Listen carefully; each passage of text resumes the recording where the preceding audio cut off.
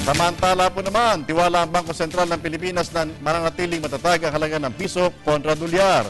Ito po sa kabila ng paghina nitong nakalipas lamang ng mga araw. Ang detalye sa report, namin kasama si Dennis Cortez.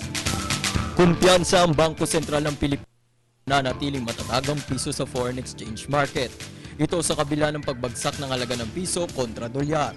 Matatandaan nitong Mayo, bumagsak ang halaga ng piso sa 42.35 pesos per dollar. Halos 17 sentimos ang ibinaba nito simula noong Setyembre noong nakaraang taon. Matapos ang isang buwan, humina din sa 43.10 pesos kada isang dolyar ang palitan ayon sa Euro-based interdealer money broker na Tulip Tribon PLC.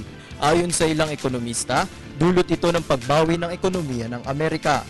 Samantala sa panayam ng PTV News kay BSP Deputy Governor Diwa Benigundo, walang dapat ikabahala ang business sector dito.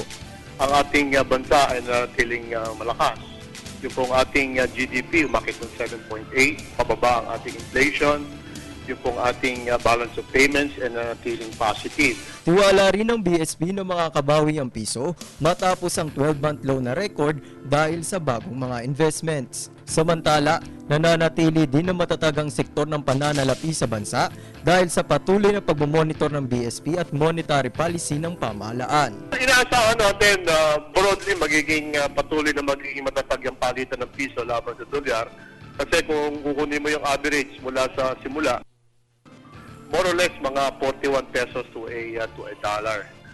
Kaugnay nitong nakaraang taon, kinilala ang piso bilang second best performing currency sa Asia Pacific. Para sa Telebisyon ng Bayan, Dennis Cortez.